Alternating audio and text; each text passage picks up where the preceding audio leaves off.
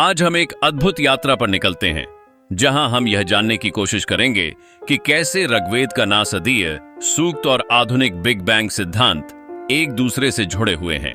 मानवता के समक्ष हमेशा से एक बड़ा प्रश्न रहा है, यह सृष्टि कहां से आई? क्या इसका निर्माण किसी सर्वशक्तिमान ईश्वर द्वारा किया गया या यह किसी वैज्ञानिक प्रक्रिया का परिणाम है?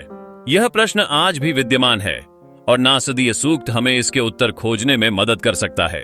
ऋग्वेद में ऋषि कहते हैं कि शुरुआत में न अस्तित्व था न अनस्तित्व।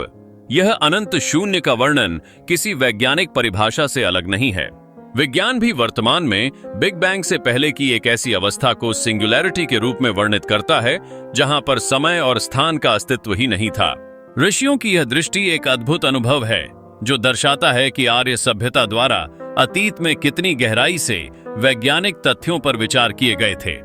आधुनिक खगोल शास्त्रीय परिभाषा यूनिफाइड एनर्जी स्टेट को सुनकर हमें यह एहसास होता है कि हजारों वर्ष पहले हमारे ऋषियों ने उस अवस्था की अनुभूति की थी जो आज की विज्ञान की प्रयोगशालाओं में खोजी जा रही है। अगले श्लोक में अंधकार और तपस की भावना को दर्शाते हुए यह बताया गया है कि एक अदृश्य शक्ति से सृष्टि का प्रारंभ हुआ। क्या यह वही हॉट डेंस प्लाज्मा नहीं है जिसे विज्ञान मानता है कि बिग बैंग के बाद पाया गया? आगे बढ़ते हुए हम देखते हैं कि काम या इच्छा का संघर्ष यहां शुरू होता है। विज्ञान के अनुसार इसी क्षण क्वांटम फ्लक्चुएशंस हुई जो आकाशगंगाओं के आरंभ की ओर इशारा कर रही हैं। आखिरकार ऋग्वेद के नासदीय सूक्त की गहराई हमें इस बात की याद दिलाती है कि किरणों का फैलाव वास्तव में कॉस्मिक माइक्रोवेव बैकग्राउंड का संकेत है।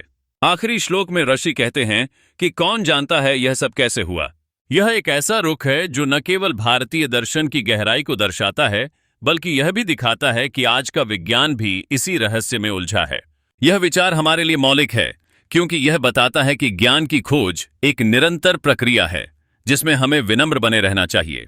इससे साबित होता है कि आर्य किसी के उपदेशों के धर्मांध प्रचारक नहीं थे बल्कि वे विशुद्ध रूप से ज्ञान और विज्ञान के अनुसंधान करता थे। तो आइए हम दुनिया को आर्यों की वैज्ञानिकता से परिचित कराते हुए इसे शेयर करें।